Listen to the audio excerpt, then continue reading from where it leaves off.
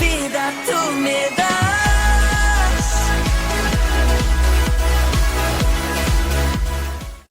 Bueno, vamos a continuar con nuestra serie, con la serie que hemos estado trabajando ya durante algunos domingos, sobre Éxodo, una historia igual a la nuestra, ¿cierto? Una serie que yo sé que ha sido de mucha bendición, no solamente para mí, cuando estudio el pasaje, cuando me pongo pues en la tarea de organizar el mensaje, sino que también ha sido de mucha bendición para las personas que escuchan los mensajes.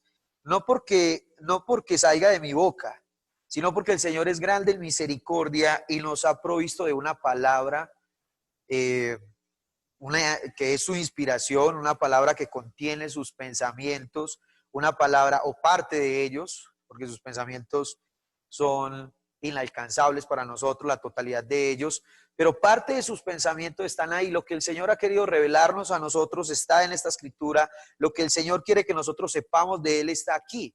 Y le damos gloria al Señor porque tenemos acceso a la Biblia. Entonces, estudiarla a ella es lo que hace que los sermones tengan esa bendición. Entonces vamos a empezar hablando de Éxodo capítulo 8, versículos 1 al 14.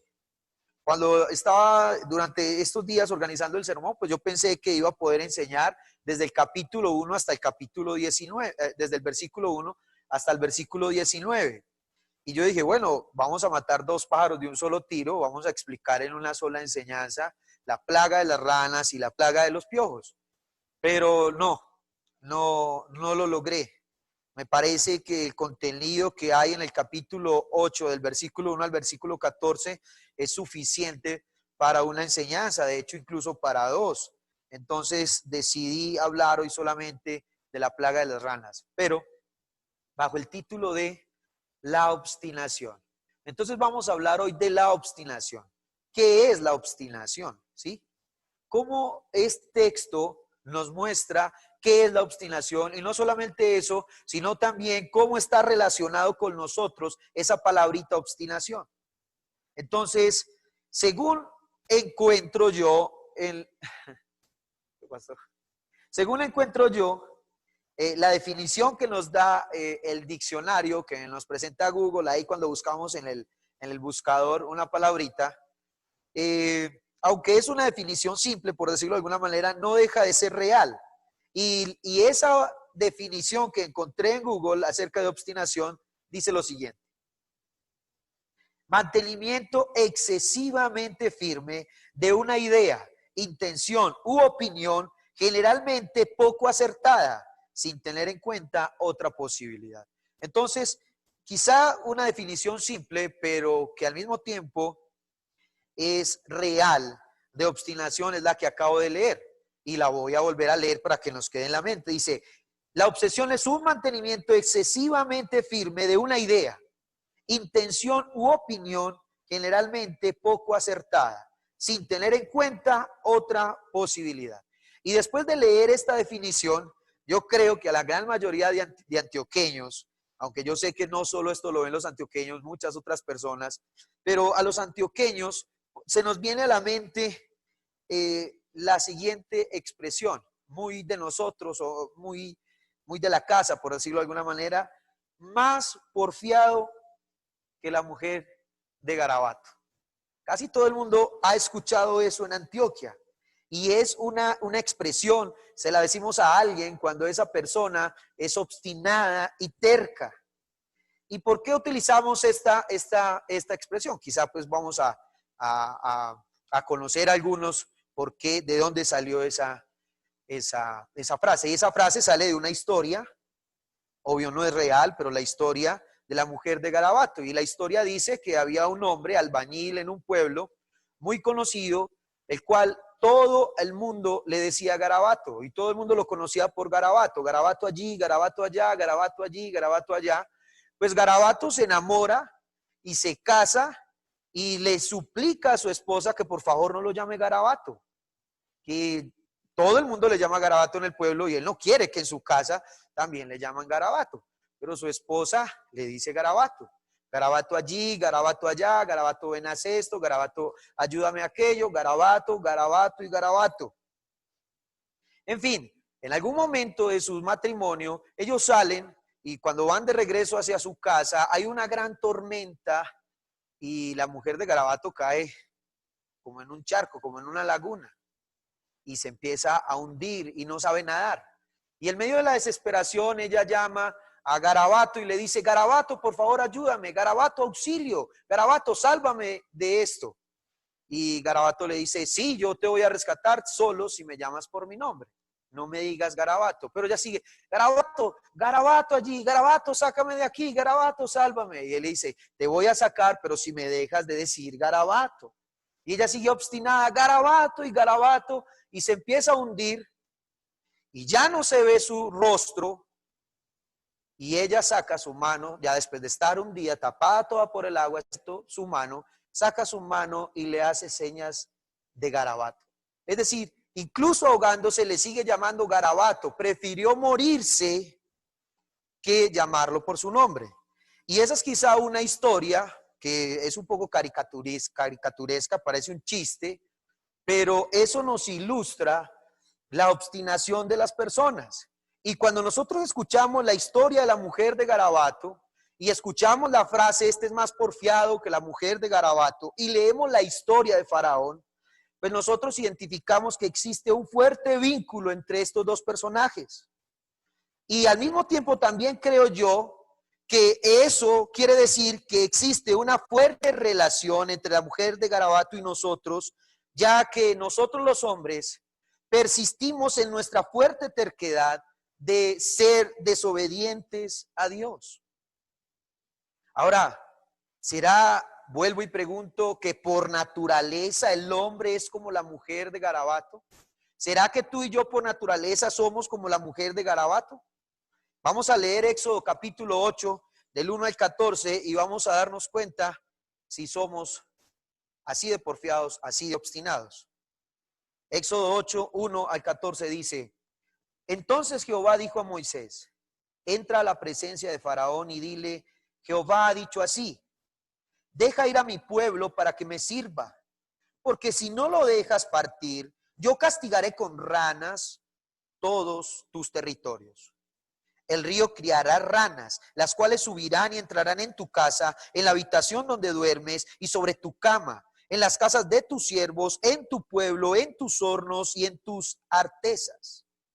Las ranas subirán sobre ti, sobre tu pueblo y sobre todos tus siervos. Y Jehová dijo a Moisés: di a Aarón: extiende tu mano con tu vara sobre los ríos, arroyos y estanques, y haz subir ranas sobre la tierra de Egipto.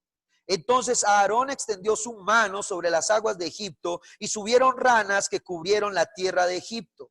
Pero los hechiceros hicieron lo mismo con sus encantamientos, e hicieron venir ranas sobre la tierra de Egipto. Entonces el faraón llamó a Moisés y a Aarón y les dijo: orad a Jehová para que aparte las ranas de mí y de mi pueblo, y dejaré ir a tu pueblo para que ofrezca sacrificios a Jehová.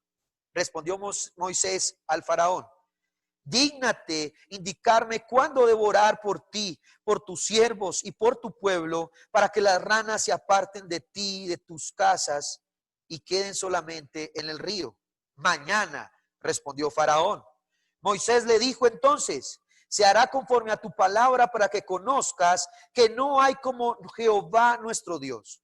Las ranas se apartarán de ti y de tus casas, de tus siervos, de tu pueblo, y solamente quedarán en el río. Versículo 12 dice: entonces salieron Moisés y Aarón de la presencia del faraón. Moisés clamó a Jehová tocante a las ranas que había mandado sobre el faraón. E hizo Jehová conforme a las palabras de Moisés. Murieron las ranas de las casas, de los cortijos y de los campos. Las juntaron en montones y apestaba la tierra. Pero al ver el faraón que le había dado reposo, endureció su corazón y no los escuchó, tal como Jehová lo había dicho. Entonces, ¿qué miramos aquí? No cabe duda que al leer estos versículos, al leer estos 14 versículos, nosotros encontramos elementos muy importantes, pero quizá los dos elementos más importantes que encontramos en esta historia es juicio y obstinación. Encontramos juicios porque Dios sigue empeñado en liberar a su pueblo. Dios sigue con la idea de sacar a su pueblo de entre ese imperio que lo ha esclavizado. Porque el Señor considera a Israel su hijo, lo vimos cuando estudiamos el capítulo 4. El Señor considera a Israel su hijo y su hijo está siendo esclavizado y su hijo está siendo destruido, oprimido por Egipto. Y el Señor sigue empeñado en querer liberar a Israel. Y vemos juicio entonces porque al encontrar esa oposición de parte del faraón, el Señor manda su juicio. Pero hay un elemento más. Y usted me podría decir, pastor, pero es que no es solamente que Faraón se quiso oponer. La Biblia dice claramente que el Señor endureció el corazón de Faraón y es verdad. Encontramos más veces la frase que dice que el Señor endureció el corazón del Faraón, pero también encontramos la frase en donde Faraón endureció el corazón él solito. Sin embargo, esto no quiere decir que Faraón está justificado, que como Dios endureció su corazón, el pobre Faraón no tiene la culpa. No. Faraón, antes de su corazón ser endurecido, ya había sido malo con el pueblo de Israel, ya había enjuiciado al pueblo de Israel a través de la esclavitud, había lanzado sobre ellos opresión, maltrato, duplicado su trabajo y una cantidad de cosas. Y el Señor ahora está tomando venganza por su pueblo, es decir, está derramando su juicio porque de él es la venganza, porque él no tiene un corazón lleno de odio o rencilla, sino que él desarrolla la venganza desde los principios de su justicia. Entonces el Señor está haciendo su justicia, está derramando su justicia mejor sobre el faraón, y parte de esa justicia tiene que ver con el endurecimiento de su corazón, para así el Señor mostrar su gloria, para así el Señor poder derramar las plagas sobre el pueblo de Egipto, liberar a Israel y darle un mensaje a todas las naciones vecinas diciendo: este pueblo es mi pueblo, nadie se puede meter con él.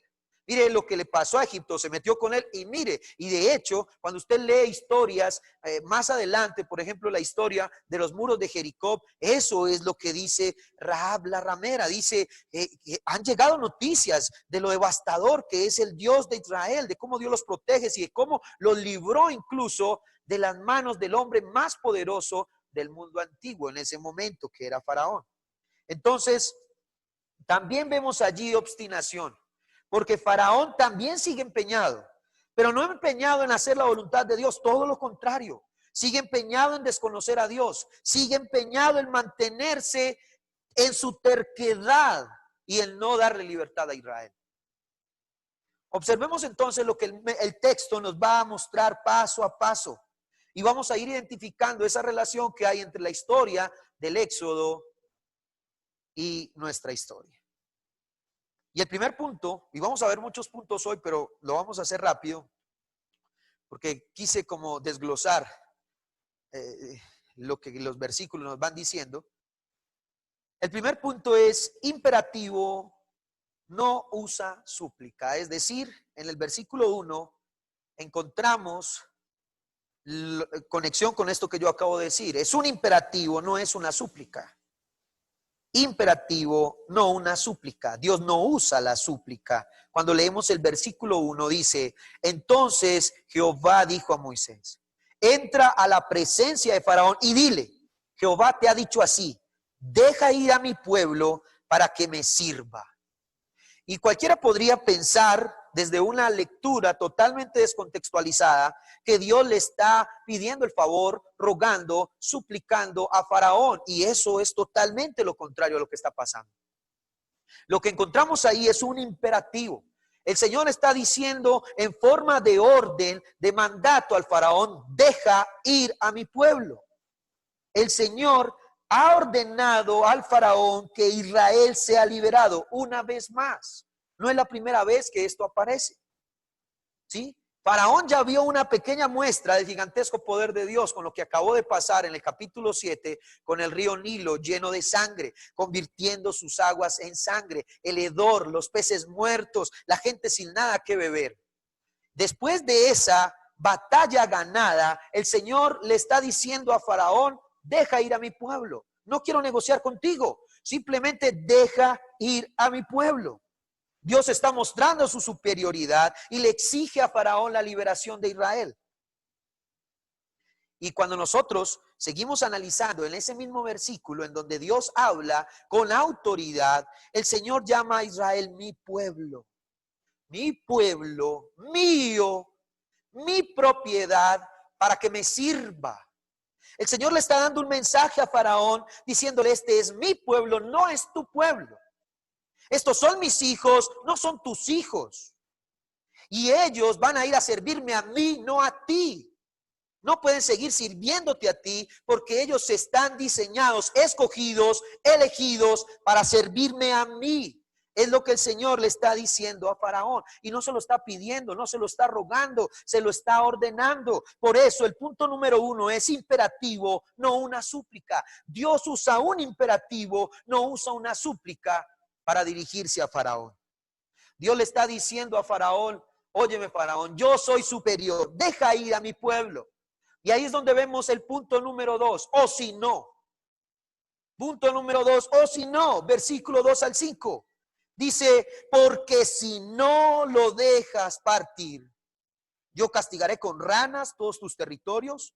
El río criará ranas, las cuales subirán y entrarán en tu casa, en la habitación donde duermes y sobre tu cama, en las casas de tus siervos, en tu pueblo, en tus hornos, en tus artesas. Las ranas subirán sobre ti, sobre tu pueblo y sobre todos tus siervos. Y dice el texto, versículo 5, y Jehová dijo a Moisés: di a Aarón, extiende tu mano con tu vara sobre los ríos, arroyos y estanques, y haz subir ranas sobre la tierra de Egipto. El Señor le dice: deja ir a mi pueblo, o si no, seguirás viendo mi poder, mi juicio derramado sobre ti, sobre tu pueblo. Y el Señor utiliza la expresión yo castigaré. El verbo hebreo aquí que se encuentra en este pasaje, en el texto original, es un verbo usado también que se puede traducir como golpearé o llenaré de pestilencia. El Señor le está diciendo a Faraón: mira, Faraón, deja ir a mi pueblo, no es una negociación. Te estoy ordenando que liberes a mi pueblo, o si no, yo te golpearé y golpearé tu tierra. Yo derramaré pestilencia sobre ti, derramaré pestilencia sobre tu tierra. ¿Sí? La descripción es amplia de sobre quiénes y sobre dónde aparecerán las ranas para flagelar y desesperar a Egipto.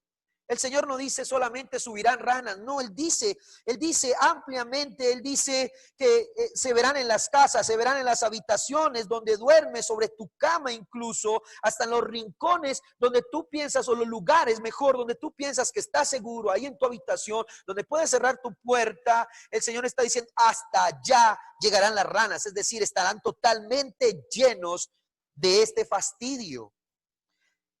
Y esto es un golpe también a los falsos dioses adorados en Egipto. El mensaje con la segunda plaga no es diferente al mensaje con la primera plaga. Recordemos que el Nilo, que era adorado y venerado, fue golpeado durante la primera plaga. Y en la segunda plaga no es algo diferente, es igual.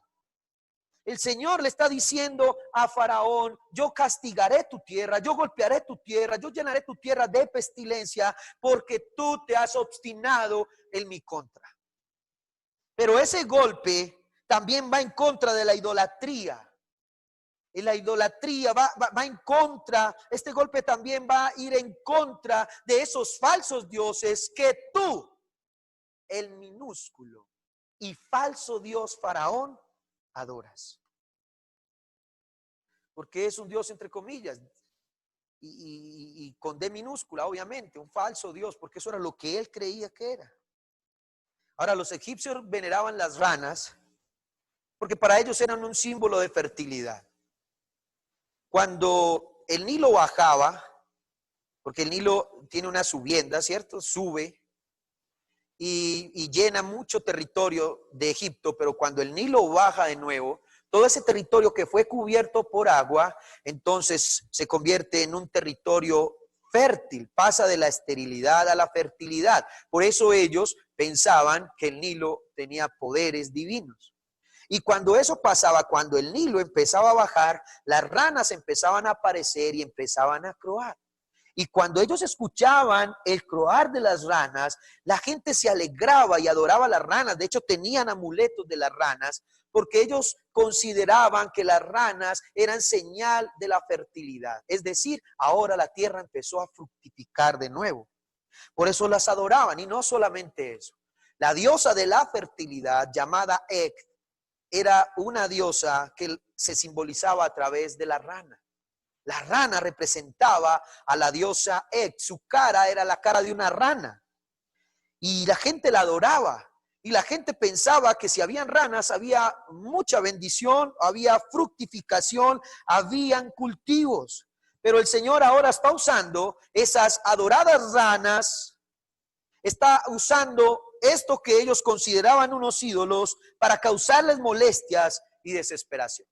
Y eso es un golpe a la idolatría de Egipto. Eso es un golpe a los ídolos de Egipto. Eso es un golpe a Faraón.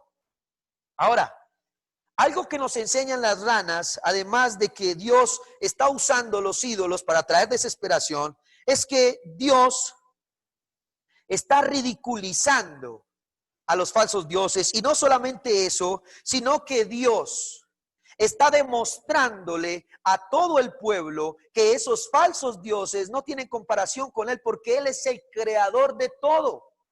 Y como Él es el creador de todo, las ranas van a obedecer. Las ranas no le pertenecen a Ek, las ranas no le pertenecen al faraón, las ranas no le pertenecen ni siquiera al Nilo, le pertenecen a Dios. Y si Dios dice salgan del Nilo y llenen las casas y aflijan la gente, eso es lo que va a pasar. Entonces, además de ser un mensaje de ridiculización contra los falsos dioses egipcios, también es un mensaje. También es un mensaje de que Dios es el creador, el dueño de toda la creación, e incluso las ranas le obedecen es a Él y no a los falsos dioses. El tercer punto es acción. Entonces, en el versículo 5 y 6, vuelvo a leer el 5, dice lo siguiente: y Jehová dijo a Moisés, di a Aarón, extiende tu mano con tu vara sobre los ríos, arroyos y estanques, y haz subir ranas sobre la tierra de Egipto. Entonces Aarón extendió su mano sobre las aguas de Egipto, y subieron ranas que cubrieron la tierra de Egipto. ¿Por qué se llama este punto acción? Porque pasamos de una advertencia, ¿sí? Pasamos de un momento de advertencia en donde el Señor le dice, o si no, te va a pasar esto, aquello y lo demás, hablando de las ranas. Ahora ya no es una advertencia, ahora se convirtió en una acción. Porque el Señor le dice a Aarón, toma la vara y haz lo que yo te digo. Y dice el versículo 6, que Aarón extendió su mano y las ranas empezaron a salir del río y se metieron a toda la tierra de Egipto. Y encontramos una vez más la vara de Aarón en acción, el símbolo de la autoridad de Dios. Recuerden que Dios le dio esa vara a Moisés cuando estaban en Sinaí. Le dijo, toma esa vara, cuando estés delante de Faraón la tirarás, y luego eso mismo fue lo que pasó con Aarón. Entonces esta vara no es otra cosa sino el símbolo de la autoridad de Dios. Pero hay algo más, que el obrar de todos estos milagros, la culebra, la vara que se convierte en culebra, la vara tocando el agua y convirtiéndose en sangre, ahora la vara extendida sobre el río y saliendo las ranas, son un mensaje a Egipto diciendo, este Dios, para que actúe, para que su gloria se manifieste en la tierra, no se necesitan encantamientos, no se necesitan conjuros, no se necesitan hechizos. Es algo sobrenatural. Esta gente solo aparece, levanta la vara ni siquiera es mágica. Simplemente es una representación de la autoridad de un Dios superior, para que los dioses egipcios que realmente no existían se manifestaran de alguna otra forma, es decir, el reino de las tinieblas, embobando a la gente, ridiculizando a la gente, engañando a la gente, tomar acción, se requerían conjuros o se requieren conjuros, encantamientos, hechizos y cosas como estas. Pero en el caso de Aarón no, es la gloria de Dios misma de una manera sobrenatural, no radica en en Aarón, no radica en Moisés, no radica en las palabras, simplemente es Dios diciendo, levántalo, tócalo, échalo al piso, y entonces las cosas suceden. Las ranas obedecen al Creador y salen del agua. Pero ¿saben algo? Faraón y los suyos siguen en pie desafiando a Dios. Mire todo lo que yo les he dicho. Mire todo este obrar sobrenatural de Dios.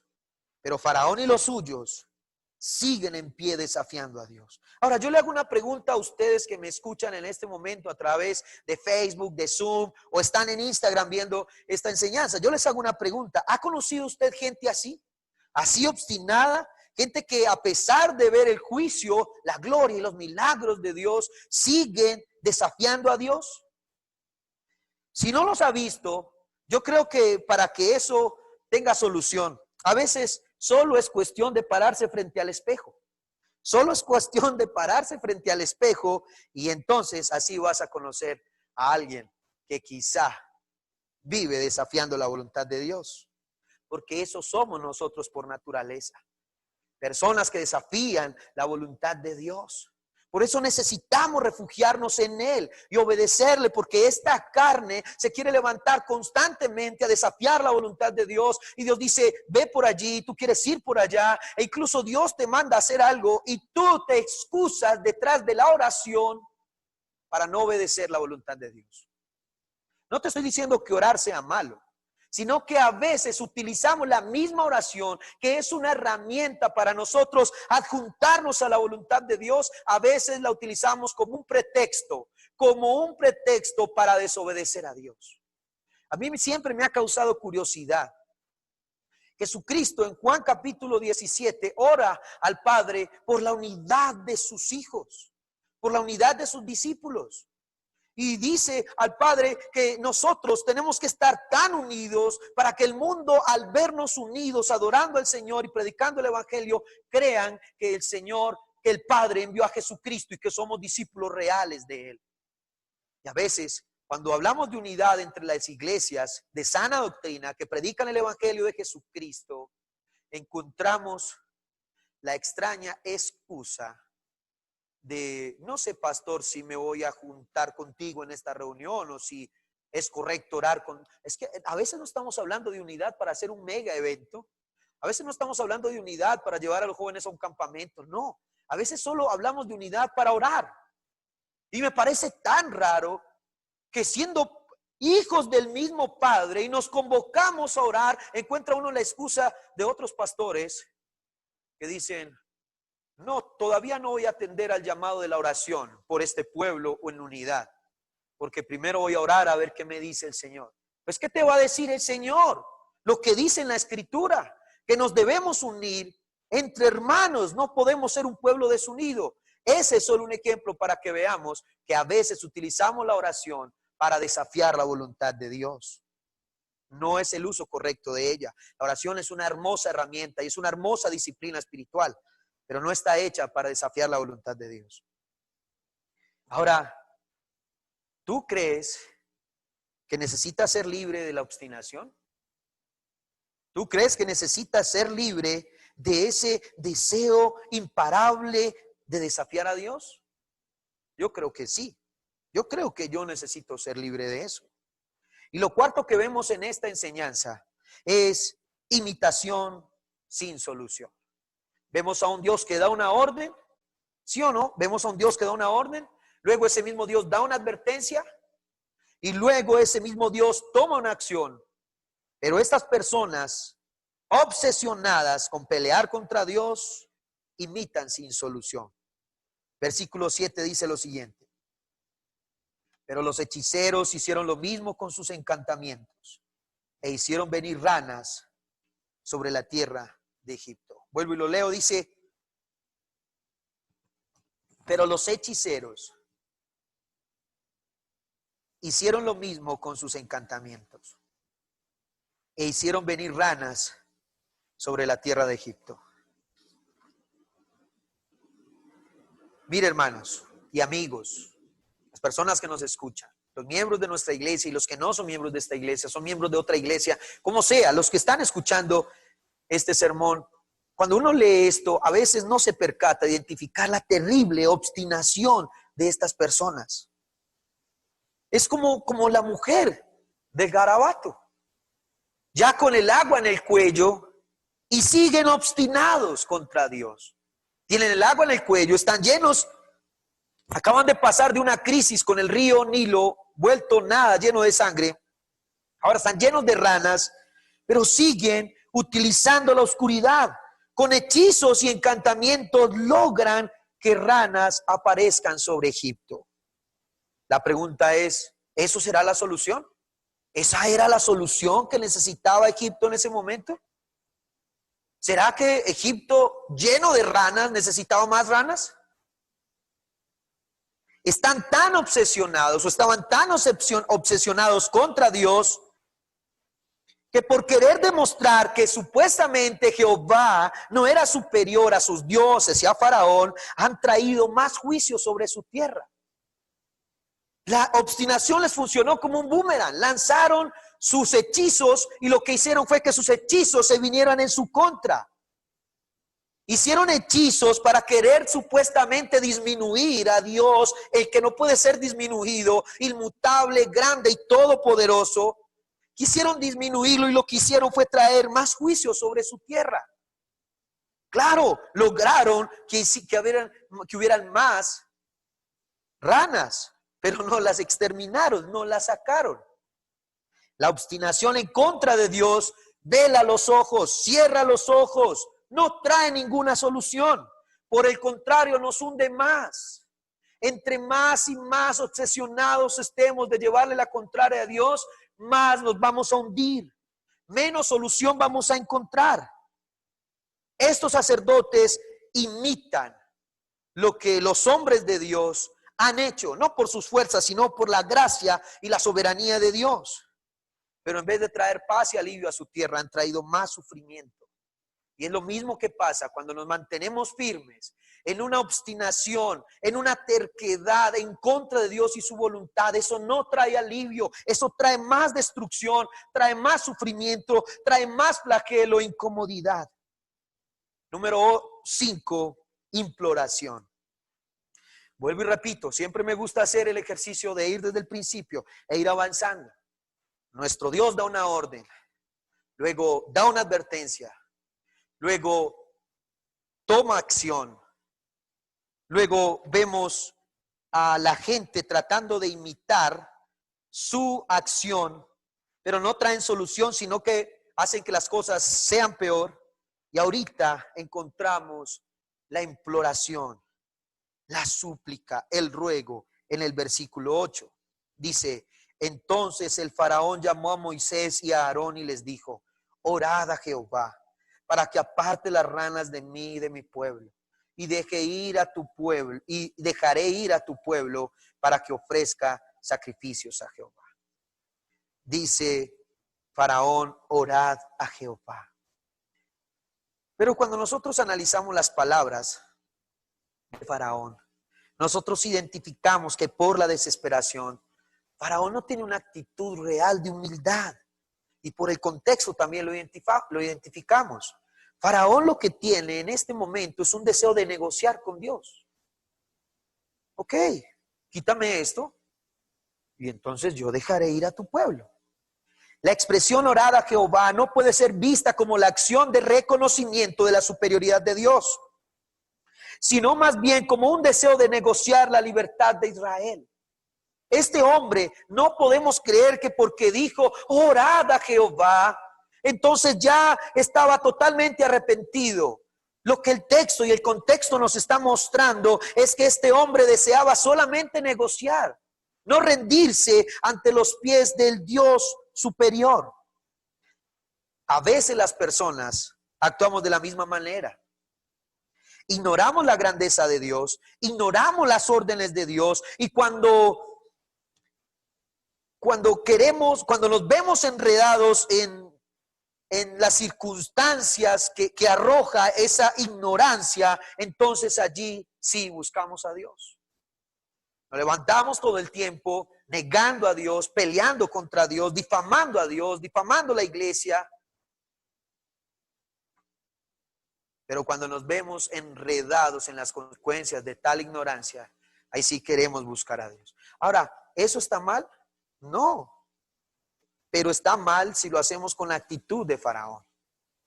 La pregunta es, cuando te ves tan enredado, tan hundido por tu obstinación, ¿buscas realmente a Dios? ¿O solo quieres negociar con Él? Porque es lo que debemos tener en este momento en mente. Yo realmente quiero humillarme delante de Dios y que me libre de esto y que me ayude a superar esto. ¿Quiero realmente humillarme de por vida a su señorío y su soberanía? ¿O simplemente quiero negociar? Líbrame de esto y voy mañana a la iglesia. Quítame esta situación que me molesta y te prometo que voy a orar más. Dame y te doy. ¿Crees realmente que el Señor obra por la negociación que tú le ofreces? ¿Crees que realmente el Señor dice, no, tengo que actuar porque este hombre me está pidiendo negociación? Yo soy todo un negociante. Escuche esto, Dios conoce su corazón, Dios conoce mi corazón. Dios sabe con antelación que quizá tu promesa, mi promesa, están basadas en la desesperación. Y que apenas termine la desesperación y lleguemos al reposo, vamos a seguir obstinados en luchar contra la voluntad de Dios. Y ahí es donde encontramos el punto número 6, el cual es llamado postergación. El versículo 9 al versículo 11 dice lo siguiente. Respondió Moisés a Faraón, dígnate indicarme cuándo debo orar por ti, por tus siervos y por tu pueblo, para que las ranas se aparten de ti, de tu casa y de tus casas, y queden solamente en el río. Y responde Faraón, mañana. Moisés respondió, se hará conforme a tu palabra, para que conozcas que no hay como Jehová nuestro Dios. Las ranas se apartarán de ti, de tus casas, de tus siervos, de tu pueblo, y solamente quedarán en el río. Ahora, cuando hablamos de postergación, vuelvo al diccionario de Google. Simple, pero dice la verdad. Y las dos definiciones de postergar me parecen súper importantes y apropiadas para identificar lo que está pasando en estos 3 versículos.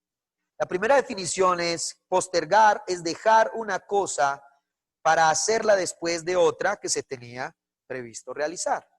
Y la segunda, y escuche esto, postergar es colocar a una persona o a una cosa en un lugar inferior al que le corresponde. ¿Creen ustedes que Faraón ha tenido esa actitud de postergación en estos versículos? Faraón no dijo ya. Faraón no dijo ahora mismo. Faraón dijo mañana. Y esto me recuerda a una predicación de un pastor llamado Ítalo, no recuerdo su apellido, que también la predica Dante Gebel, que es Una noche más con las ranas. Y me trae a mente eso, las personas siempre estamos postergando, y Faraón no es la excepción. Uno dice, pero hombre, si esta gente está, Ítalo Frigoli, creo que se llama, uno dice, pero esta gente está siendo afectada por las ranas, están siendo fastidiadas, se les mete a sus casas, están metidas en todas partes en sus cocinas, no, son totalmente una plaga. Los tienen asoleados, azotados, y este tipo dice mañana. ¿Por qué no dice ya? ¿Por qué no dijo ya mismo? ¿Por qué Faraón dijo mañana? ¿Por qué Faraón sigue obstinado con no querer ver la gloria de Dios y reconocer que Él es Jehová? Al respecto, escribe John MacArthur lo siguiente en su comentario de estos versículos. Dice, es de suponer que Faraón tenía la esperanza de que algo sucediera antes, de modo que no tendría que reconocer el poder del Señor en la detención de la plaga, ni sentirse obligado a Moisés ni a su Dios. Vuelvo y repito lo que John MacArthur dice al respecto. ¿Por qué él dijo mañana? MacArthur dice lo siguiente, es de suponer que Faraón tenía la esperanza de que algo sucedería antes, de modo que no tendría que reconocer el poder del Señor en la detención de la plaga, ni sentirse obligado a Moisés ni a su Dios. Ahora, de esa forma, son muchas de las promesas que las personas hacen a Dios en momentos de desesperación. Con un as bajo la manga. Están en medio de la desesperación y le piden al Señor cosas. Y yo no estoy diciendo que pedir sea malo. Pedir no es malo. Hay gente, a mí me parece muy extraño, a veces la gente, yo entiendo también, desde alguna perspectiva, logro entender lo que la gente quiere decir. A veces cuando uno habla con la gente sobre la oración, la primera expresión que la gente dice, pero es que yo no siempre soy deme, yo soy más para agradecer. Y eso no está mal, eso es una enseñanza correcta. Pero pedir no está mal. A Dios no le choca que sus hijos le pidan. A Dios eso no le aira. El problema es cuando las cosas están invertidas, cuando la prioridad de la oración es la petición y no el agradecimiento. Pero sí debemos pedirle al Señor. El Señor le agrada que le pidamos, porque incluso antes de que nosotros pidamos, Él ya sabe de qué tenemos necesidad. Sin embargo, Él se complace en la oración de sus hijos y le agrada que sus hijos clamen por misericordia y por diferentes cosas. Entonces, a veces las personas piden al Señor que la saquen de diferentes situaciones, pero tienen un as bajo la manga. O sea, no realmente están arrepentidas. Sienten que pueden engañar a Dios, sienten que pueden negociar con Dios, sienten que pueden hacer algo para, discúlpenme la expresión, como para embobar a Dios. Y de hecho eso es imposible. Entonces, Faraón posterga. Las personas postergamos. Y desde la definición segunda que encontramos, postergar es colocar a una persona en un lugar inferior al que le corresponde. O sea que podemos decir que postergamos a Dios. Es decir, colocamos a Dios allá en un rincón. Primero estoy yo y mis necesidades. Primero estoy yo y mis caprichos. Y luego está Dios. Sin embargo, en medio de la desesperación, yo finjo que Dios está primero. Yo hago promesas, pero a la larga no es así porque yo soy el Dios de mi corazón. Y eso es de lo que nos tenemos que arrepentir. Punto número 7, intercesión. El versículo 12 dice lo siguiente: a pesar del corazón obstinado de Faraón, Moisés sabía hacer muy bien su trabajo. Moisés hace lo siguiente, dice el versículo 12, entonces salieron Moisés y Aarón de la presencia de Faraón. Moisés clamó a Jehová tocante a las ranas que había mandado sobre el Faraón. E hizo Jehová conforme a las palabras de Moisés. Murieron las ranas de las casas, de los cortijos y de los campos, y de los campos. Las juntaron en montones y apestaba la tierra. Moisés hizo su trabajo. A pesar del corazón obstinado de Faraón, Moisés oró y Moisés intercedió. La intercesión es una herramienta espiritual que el Señor nos ha entregado y es importante interceder y orar por las personas. Pero la mejor y verdadera intercesión se llevó a cabo en la cruz del Calvario. La perfecta mediación que aplaca la ira de Dios y que nos da misericordia se derrama sobre el hombre en el Calvario a través del sacrificio de Jesucristo. Y esto que está pasando allí no es sino una sombra de una verdadera y perfecta mediación a través de Jesucristo. Faraón, un hombre obstinado, un hombre que podríamos decir así a ojos humanos, podríamos decir no merecía en lo absoluto la súplica de Moisés hacia Dios a favor de él. Pero Moisés lo hace con un corazón humilde. Pide que por favor la plaga sea quitada y de esa manera Faraón libere a Israel. Y Dios actúa. Pero Dios no actúa por la negociación que le ofrece Faraón. Dios no actúa como tengo que aprovechar que el Faraón quiere negociar conmigo. No, Dios escucha la oración porque su hijo Moisés está orando. Dios escucha esa oración. Y Dios derrama misericordia sobre Egipto, no por la falsa actitud de Faraón, sino que derrama su misericordia porque Moisés intercedió, y eso, vuelvo y digo, nos lleva al Calvario. Y eso nos muestra que aunque nosotros somos obstinados y queremos pelear y pelear contra Dios, el Señor derrama su misericordia, no por nosotros, sino por su Hijo amado, derramando su sangre en la cruz del Calvario. Ahora, trayéndolo a nuestro contexto de intercesión, en el sentido de que podemos orar por las personas, como la Biblia nos manda, quiero decirte algo, amigo y hermano. Alguien está orando por ti. Sí, alguien ha orado por ti. Alguien le ha pedido a Dios que Él te libre de las consecuencias de tu pecado, de las consecuencias que puedes vivir en la tierra acerca de tu pecado. Y sí, y muchas de esas oraciones son respondidas por Dios. Y quizá por eso Dios te guarda de una cantidad de cosas, y eso es mera misericordia. No tiene nada que ver con tu falsa actitud de negociación o mejor, con tu falsa actitud de humillación, que por ende es una actitud de negociación. Sin embargo, hay un juicio mayor que las consecuencias que tú puedes vivir en la tierra a causa de tu fornicación, a causa de tu alcoholismo, a causa de lo que sea que vivas, de tu idolatría. Hay un juicio mayor y es un juicio eterno. Y de ese juicio no te libran las oraciones de tu madre, ni de tu abuela, ni de tu tío, ni de tu tía, ni de nadie. De ese juicio solo te libra la mediación de Cristo.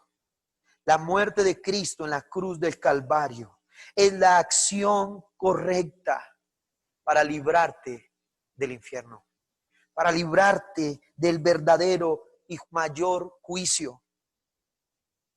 Así que la acción correcta, hermanos, amigos, no es intentar enredar a Dios con falsas negociaciones. La actitud correcta es arrepentirnos y humillarnos y reconocer al único mediador entre Dios y los hombres. Moisés ora al Señor y el Señor escucha su oración. Versículo 13 dice: e hizo Jehová conforme a las palabras de Moisés. ¿Será, hermano, que Dios no sabía lo que había detrás de las falsas palabras del faraón? ¿Será que Dios por un momento logró ser engañado por el faraón? Desde luego que no. Dios sabía que faraón mentía. Dios sabía que el arrepentimiento de faraón era falso. Dios sabía que la postergación de faraón era porque él estaba tramando algo o estaba esperando que otra situación, otro falso Dios, pero otro Dios que es falso, o sus rituales o sus encantamientos lo libraran de las ranas. Dios sabía eso. Sin embargo, él quitó ese castigo de las ranas por la oración de Moisés. E hizo Jehová conforme a las palabras de Moisés. Y ese es el octavo punto de esta predicación. Atención con solución. Jehová escucha y Jehová da la solución. Dios puede quitar el juicio terrenal. Escuche esto. Dios puede quitar el juicio terrenal sobre ti. Es decir, Dios puede quitar esa consecuencia o puede mitigarla o disminuirla, sí, por la oración de tus abuelos, por la oración de tus padres, por la oración de tu cónyuge, por la oración de tus hijos, que a la larga no interceden bajo su propia fuerza, sino que interceden en el nombre del mejor y mayor intercesor, que es Jesucristo. Y eso es pura misericordia. Sí, Dios puede hacer eso. Él es soberano. Pero vuelvo y digo, solo el sacrificio de Jesús te librará del juicio eterno. Y eso es más importante y más relevante. Él ha brindado solución para tu dificultad ahora y para tu condenación también. Y todo es a través de Jesús. Por eso no puedes seguir obstinado en ser enemigo de Dios. Porque el Señor lo ha entregado todo para salvar tu alma. Entregó a su Hijo y su Hijo entregó su vida en la cruz y ahora nos ha entregado el Espíritu Santo. Por esa razón nosotros no podemos seguir obstinados como fue el faraón. Versículo 15. Pero al ver el faraón que le había dado reposo, endureció su corazón y no los escuchó, tal como Jehová lo había dicho. Vuelvo y lo digo, pero al ver el faraón que le habían dado reposo, endureció su corazón y no los escuchó, tal como Jehová lo había dicho. Más porfiado que la mujer del garabato, como el dicho. Un hombre realmente obstinado.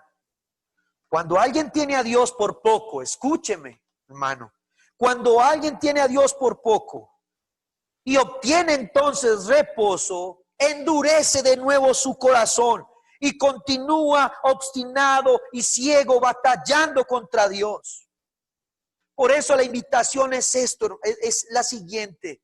Reconoce, humíllate realmente delante del sacrificio del mejor intercesor.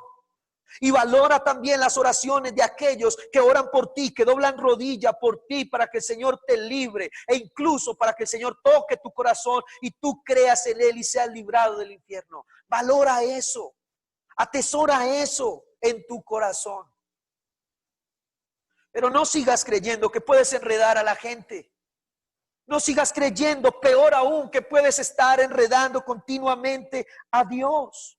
Y digo que enredas a la gente porque a veces le haces creer a esa mamá desesperada, a esa tía desesperada, a esa madre, a esa abuela desesperada, que sí, esta es la última vez.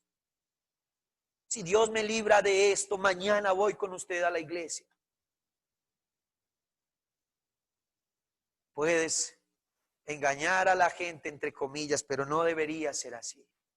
Esta enseñanza nos muestra que el corazón del hombre es obstinado por naturaleza. Por eso necesitamos a Jesucristo y necesitamos humillarnos ante su sacrificio y necesitamos doblegarnos. No creamos entonces que podemos seguir actuando de esa manera y pasar desapercibidos. Que no te pase a ti. Ahora te hago una pregunta. ¿Disfrutas del reposo? Cuando clamas o prometes o lo que sea y Dios por misericordia te libra de ese terrible juicio aquí sobre la faz de la tierra, ¿disfrutas de ese descanso? Si disfrutas de ese descanso, entonces debes entender que es mera misericordia de Dios. No te puedes seguir levantando con tu orgullo, sino que debes bajarte, menguar y reconocer que no hay otro como Jehová. Reconocer que no hay otro Dios como nuestro Dios, que Él es superior. Reconoce a Jesús, porque en Él tenemos descanso y salvación. Él dijo, vengan a mí, todos los que están trabajados y cargados, y los que están cansados, parafraseando, que yo los haré descansar. Entonces, hermanos, este mensaje es un mensaje que debe hacernos abrir los ojos. Debe mostrarnos nuestra realidad. Debe mostrarnos que necesitamos de la mediación y la intercesión de Jesús, único mediador entre Dios y los hombres. Necesitamos de esa mediación perfecta, porque por naturaleza buscamos siempre negociar con Dios y queremos pelear contra su voluntad. Pero solamente a través de Jesús encontraremos descanso. Y solamente por el Espíritu Santo que Él puso a habitar en nosotros, nos entregaremos a su voluntad. Si el Espíritu Santo no habita en ti, entonces es muy difícil que tú te sometas a la voluntad de Dios. Y el Espíritu Santo no habita en ti por una sola razón. Cuando no habita en ti, porque no has creído en el unigénito Hijo de Dios.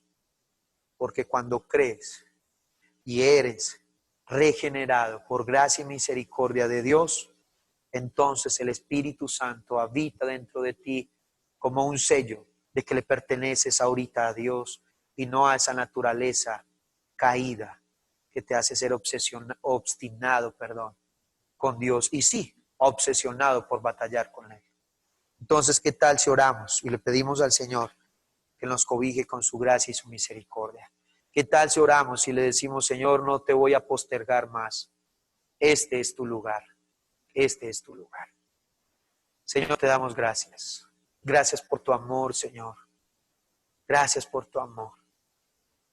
Te abrimos, Señor, nuestro corazón y queremos seguir viviendo bajo tu hermosa voluntad, Señor. No queremos ser infieles a ti ni seguir siendo obstinados, sino que queremos, Señor, ser personas humildes, que nos humillamos delante de tu perfecta y santa voluntad. Ayúdanos, Señor. Ayúdanos, maravilloso Rey, porque tú eres un Dios perfecto y bueno. Tu voluntad siempre es buena, agradable y perfecta, Señor. La nuestra nos lleva a fin de muerte y te necesitamos, Señor. Reconocemos, Dios mío, que somos personas totalmente entregadas a ti. Señor, sí, eso es lo que queremos reconocer. Sí, Dios mío, oramos como Pablo oraba o escribía mejor, que no queremos hacer algunas cosas y nuestra naturaleza nos obliga, pero nosotros, Señor, pertenecemos a ti por el sacrificio de Cristo Jesús en la cruz. Por eso te pedimos que nos guíes, Espíritu Santo, que nos frenes cuando la carne nos quiere llevar a pecar. Que nos frenes, Señor, cuando esa tentación quiere activar la concupiscencia que hay en lo más profundo de nuestro corazón. Porque, Señor, nosotros queremos ser fieles a ti. Ayúdanos, Señor. Ayúdanos, Señor, a no levantarnos como Faraón y hacer falsas promesas y tener falsos arrepentimientos y querer hacer negociaciones contigo cuando realmente tú pides de nosotros una entrega de siervos. Señor, te damos gracias por aquellas personas que tú usas para orar por nosotros. Te damos gracias, Señor, por las personas que día tras día oran por nosotros, para que no caigamos, que oran por nosotros para que el sufrimiento sea más llevadero y podamos madurar a través de él, que oran por nosotros para ser librados de la muerte y la enfermedad, que oran por nosotros para que nuestros hijos sean bendecidos. Te damos gracias por aquellos que oran, Señor, para que las consecuencias de nuestros pecados sean de alguna u otra forma más llevaderas o sus consecuencias sean como mitigadas de alguna u otra forma, porque de igual manera el pecado trae consecuencias. Pero sabemos, Señor, que tú haces este tipo de cosas por amor y misericordia. Y te damos gracias por ello, Señor. También, Dios mío, te rogamos, Señor, por aquellos que prometen falsamente, para que tú, Señor, los guíes a toda verdad y entiendan que contigo no se puede jugar, que no se le puede mentir al Dios Todopoderoso, que no se le puede tratar como un niño o como un mal negociante, porque al final de cuentas, Faraón terminó muy mal por esa actitud obstinada. Te rogamos, Señor, que nos ayudes. Te rogamos, Señor, que nos direcciones. Te rogamos, Espíritu Santo, que nos ayudes, Dios Todopoderoso. Ayúdanos, Señor. Guíanos. Anda junto a nosotros en medio de esta situación, en medio de estas situaciones, en medio de la vida, Señor. Te rogamos que nos ayudes, Señor, pero te doy gracias mayormente por el mejor y verdadero intercesor por el cual somos librados del juicio eterno. Gracias por Jesús. Gracias por la cruz. Gracias, Señor, por el sacrificio realizado en el Calvario a favor nuestro. Gracias, Señor, porque de esa manera nos libras de esa obstinación severa en tu contra. Gracias, Señor, en el nombre de Jesús. Amén y amén.